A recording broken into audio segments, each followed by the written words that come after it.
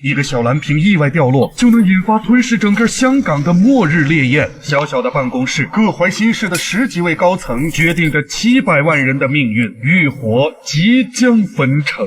为什么连张艺谋都称赞《焚城》是史诗级灾难片？它基本上是填补了香港电影的一个算是空白吧。因为影片中由爆炸引发的大火，并不是一场普通的火灾。本岭皇后山一个回收厂进场发收火警。皇后山附近整个天空都被消防也派出多队烟雾。现场已经发现高强度放射物色药3期500多毫斤，会死人的。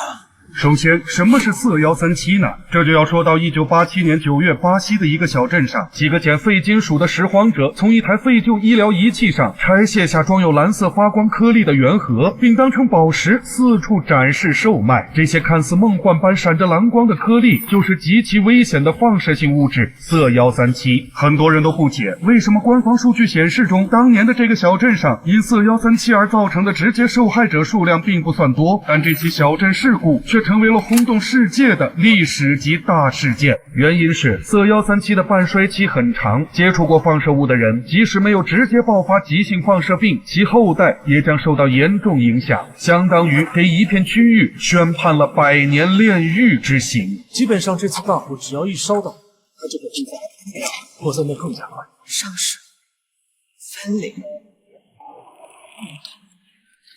大步了解了这些，才能体会到事态的严重性。相比30多年前的巴西小镇，拥有700多万人口的香港，不仅人员疏散难度大，且一旦交通和医院陷入瘫痪，就会引起难以收场的群体恐慌。更棘手的情况是，火场一线的消防员们需要打一场硬仗，但却被没收了子弹，他们不能用水。这种物质会溶于水中，而水渗入火场就会流到集水区，污染整个北区的供水系统。到时候半个新界没有水用，市民一定会投诉。刘 Sir， 我救火30多年，不用说我们怎么冲进去啊？屋漏偏逢连夜雨用在这里再恰当不过。就在高层商议是否批准消防员用水的同时，气象部门又发出了另一个灾难通告：一场热带风暴即将登陆香港，台风大雨已成定数，水火无情，灾难再度升级。听到了，会下雨啊！雨一到，最终都会扩散的。刘德华饰演的范伟利10年前曾任香港财政司司长，为了发展经济，让香港成为世界第1大港口，他主张简化海关手续流程。我们香港人最厉害的就是我们懂得变。正是这一决策导致了一场意外大火，范伟利的消防员妻子也在这场意外中丧生。同为消防同事的小舅子，由白宇饰演的黎杰峰，因为姐姐的牺牲，与范伟利系上了解不开的心结。要不是你的世界第一，我根本就不会死。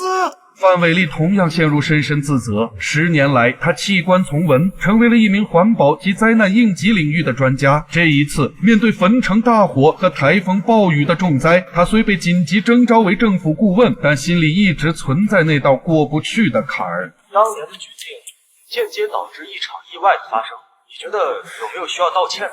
莫文蔚饰演的方王慧明当年是范伟利的手下，现在继任了财政司长和临时特首。风水轮流转，从前的上司与部下再次相逢，位置对调。港片最经典的师徒对决和职场角力戏码自然不可或缺。下雨是天灾，市民也不理解，但向火场涉水导致泄漏，这就是决策失误。灾难是一面镜子，映射出的是众生相，不同的立场自然会有不同的选择。大灾当前，范伟利不想重复10年前的错误，毅然站在了香港700万民众的一边。我们坐在空调房里，知不知道下面有多危险？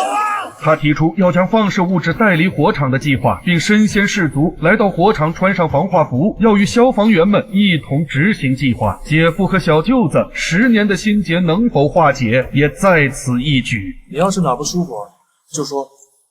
明知道火场内有放射性物质泄漏，而防化服能否耐得住火场高温也没有数据支持，这是一次9死1生的任务，但总要有人站出来去完成它。当看到黎杰峰和队友们逐次出列，置生死于度外这一幕时，小生才明白，焚城的第一主角并不是刘先生，而是我们无比熟悉的逆行者们。他们总会在最危急、最紧迫的关头挺身而出，与汹涌的人潮背道相驰，化身为灾祸中明亮的道标。正是有了他们，才让无数普通人相信人定胜天。更令人感动的桥段是在拥堵的道路上，民众们自发组织推开了抛锚的大货车，并主动将车辆向两边停靠，让载有伤员的救护车先行通过。经历过苦难的我们，能从影片中找到太多似曾相识的场景，证明足以对抗灾难和恐惧的，除了勇气，还有团结。如果说人性光辉是希望的种子，那当灾难过去，也势必要找到产生绝望的源头。正因有贪婪奸商非法收购、草率处理这些废旧医疗器械和电子废料，才导致千里之堤毁于蚁穴。细思极恐的是，这些事情就在我们身边发生着，包括亚洲在内的许多欠发达地区，如今正在沦为这些洋垃圾的囤积处或中转站。对于独占社会资源却又让普通民众分担污染后果的投机者，绝不可姑息。越亂越有機會。呢個世界唔係啲有錢佬玩晒嘅，香港差啲就係俾呢啲咁嘅奸商害死啊！我唔信次次都係你啲奸商得逞，你玩嘢啊！焚城之火并没有熄灭，我们之所以能从虚构的灾难片中看到畏惧与窒息，因为每一部灾难片背后都投影着与生活息息相关的现实意义。对自然时刻保持敬畏，对破坏公共资源者严厉打击。如果末世终将到来，我们能做的唯有警惕恶魔，警醒自我，珍视当下的环境，珍惜身边的人。